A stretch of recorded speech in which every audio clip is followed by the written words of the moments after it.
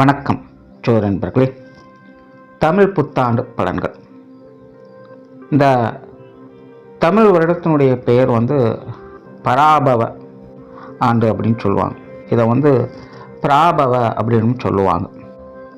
பொதுவாக இந்த ஆண்டில் அரசாங்க ரீதியான மாற்றங்கள் அதிகமாக இருக்கும் அப்படின்னு சொல்லப்படுது. அதனால் இந்த தமிழ் வருடத்தினுடைய மேஜர் சேஞ்சஸே அப்படின்னு பார்த்தோம்னா அது இந்த அரசாங்கம் அரசியல் ரீதியான மாற்றங்கள் அப்படிங்கிறது தான் இருக்கும். அண்ட் மற்ற எல்லா விஷயங்களுமே பார்த்திங்கன்னா ஒரு நியூட்ரல் பாயிண்டில் தான் இருக்கும். அதாவது நாட்டு நடப்புகள் சம்மந்தப்பட்ட விஷயங்களில் பெரிய அளவில் வளர்ச்சி அப்படிங்கிறதும் இருக்காது, பெரிய அளவில் வீழ்ச்சி அப்படிங்கிறதும் இருக்காது. எல்லாமே ஒரு ரொம்பவுமே நார்மலாக இருக்கக்கூடிய விஷயங்களாக தான் இருக்கும். அண்ட் இயற்கை பேரிடர்கள் அப்படிங்கிறதும் கூட ரொம்ப பெரிய அளவில் இருக்காது. அங்கங்கே சின்ன சின்ன விஷயங்களை மேம்போக்காக அப்படியே பஞ்சபூதங்கள் காட்டிட்டு போகும் அப்படின்னு சொல்லப்படுது. தவிர இந்த தீவிரவாதம் அப்படின்னு சொல்லக்கூடிய விஷயங்கள், அது சார்ந்த அசம்பாவிதங்கள் அப்படிங்கிறதும் அங்கங்கே கொஞ்சம் தலை தூக்கும் அப்படின்னு சொல்லப்படுது. அதே போல் சின்ன சின்ன விபத்துகள் அப்படிங்கிறது அதிகமாக இருக்கும் அப்படின்னு சொல்லப்படுது. அதாவது பரவலாக நாடு முழுவதுமே பார்த்திங்கன்னா ஏதோ ஒரு இடங்களில் சின்ன சின்ன ஆக்சிடென்ட்ஸ், விபத்து அப்படிங்கிறது தொடர்ந்து நடந்துக்கிட்டே இருக்கும் அப்படிங்கிற மாதிரி சொல்லப்படுது. அதாவது சுருக்கமாக என்ன சொல்ல வராங்கன்னா, இந்த வருடத்தினுடைய அமைப்பே சிறு துளி பெருவெள்ளம் அப்படிங்கிற மாதிரி தான் இருக்கும்.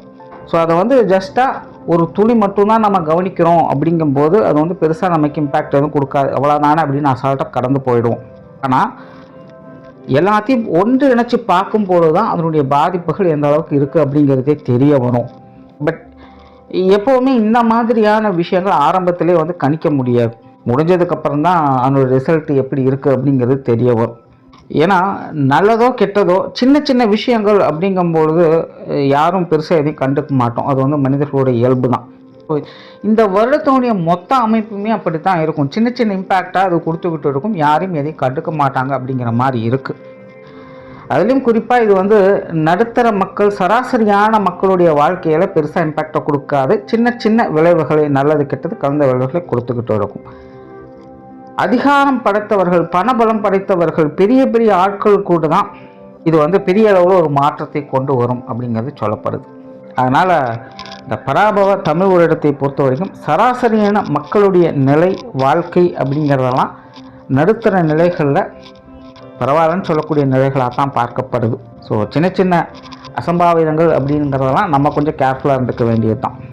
ஆனால் பெரிய பெரிய ஆட்களுக்கு, சாம்ராஜ்யம் வைத்து நடத்தக்கூடியவங்களுக்கெல்லாம் இது பெரிய அளவு ஒரு மாற்றத்தை கொண்டு வரும். அவங்க கொஞ்சம் சுதாரிச்சிருக்க வேண்டியது அவசியமாக இருக்கும்.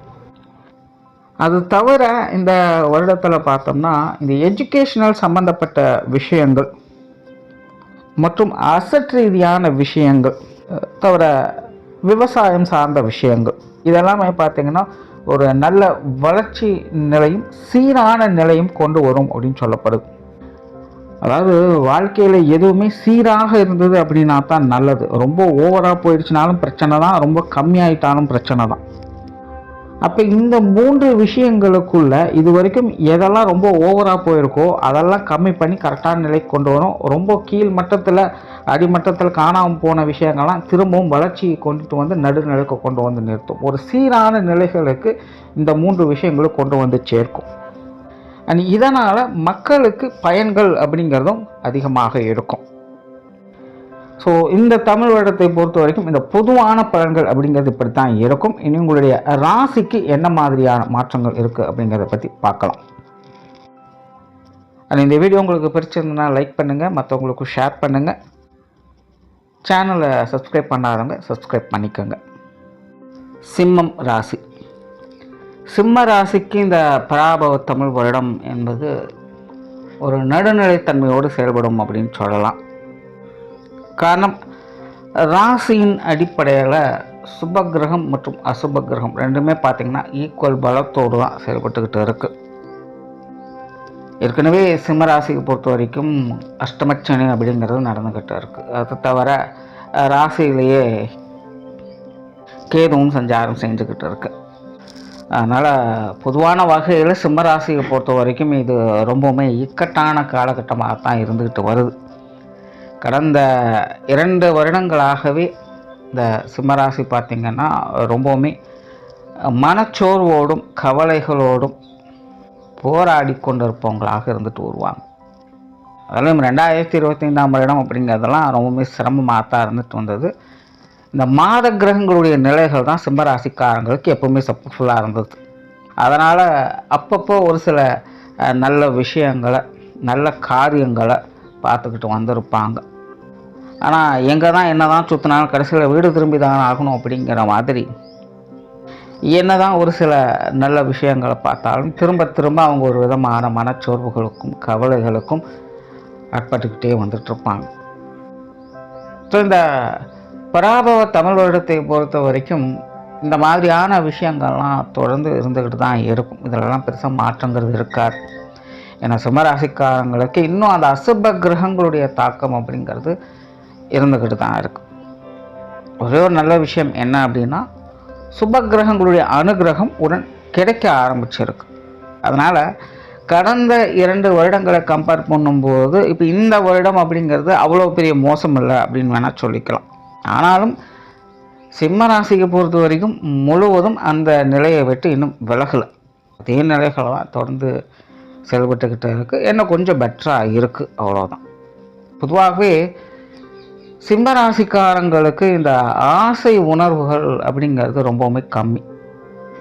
அப்படியே ஏதாவது இருந்தாலும் கூட அதெல்லாம் நேரடியாக வெளிப்படுத்தலாம் மாட்டாங்க.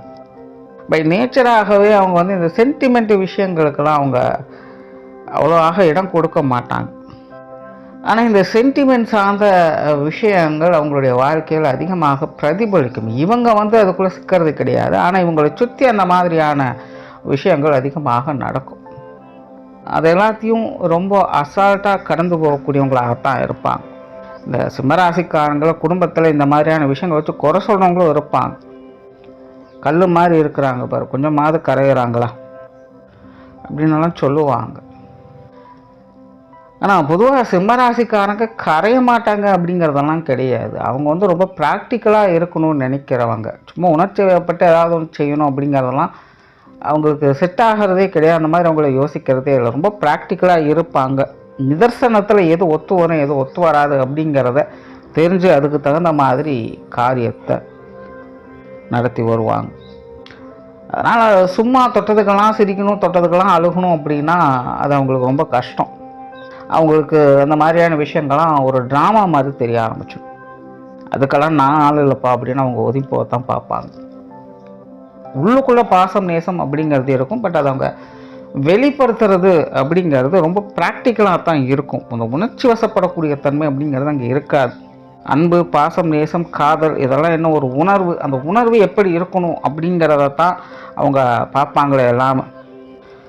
சும்மா ஆகா ஓஹோன்னு வாய் வார்த்தைகளில் அதை எஸ்டாப்ளிஷ் பண்ணுறது அவங்களுக்கு சுத்தமாக பிடிக்காது. அதனால் அவங்க வந்து அதை எல்லாத்தையுமே செயலில் தான் காட்டுவாங்க. ஸோ அதனால் ஜென்ரலாக அவங்க பார்க்குறதுக்கு எந்த ஒரு ஆசாபாசங்களும் மற்றவங்க போல தான் இருப்பாங்க. பட் ஆசாபாசங்களும் ப்ராக்டிக்கலாக அவங்க இம்ப்ளிமெண்ட் பண்ணக்கூடியவங்க. பை நேச்சராகவே இது சிம்ம ராசிக்கு உரித்தான ஒரு குணம். கிட்டத்தட்ட அந்த ஒரு நிலையை சமீப காலமாக அவங்க பார்த்துக்கிட்டு வர்றாங்க. இந்த பராபவ தமிழ் வருடத்துலையும் பார்த்திங்கன்னா அந்த விஷயங்கள் இன்னும் கூடுதலாக வேலை செய்யும்னு சொல்லலாம். இது வரைக்கும் ஏதோ அங்கங்கே ஒரு சில விஷயங்கள் எதிர்பார்ப்புகள் அப்படிங்கிறது இருந்துட்டு வந்திருக்கும். பட் இந்த வருடத்தில் பார்த்திங்கன்னா அதுவுமே இருக்காது. ரொம்ப ரொம்ப ரொம்ப ப்ராக்டிக்கலான மைண்ட் செட் அவங்களுக்கு உருவாயிடும். சும்மா இந்த சென்டிமெண்ட் பேத்தல்கள் இல்லை சுச்சுவேஷன் ரீதியாக சலனப்படுறது, பயப்படுறது, இந்த மாதிரியான விஷயங்களுக்கெல்லாம் இனி அவங்க பெருசாக இடம் கொடுக்க மாட்டாங்க. அதாவது எல்லாம் தெரிஞ்சவங்க பேச மாட்டாங்க, அரைகுறை தெரிஞ்சவங்க பேசாமல் இருக்க மாட்டாங்கன்னு சொல்லுவாங்க. அந்த மாதிரி தான் சிம்ம ராசிக்காரங்க இப்போது பேசாமல் அமைதியாக இருக்கக்கூடிய ஒரு காலகட்டம். இப்போதைய நிலையில் அவங்களுக்கு எல்லாம் தெரியும், எது ஒர்க் அவுட் ஆகும் எது ஒர்க் அவுட் ஆகாது அப்படிங்கிறது கிளியராக அவங்க தெரிஞ்சுப்பாங்க.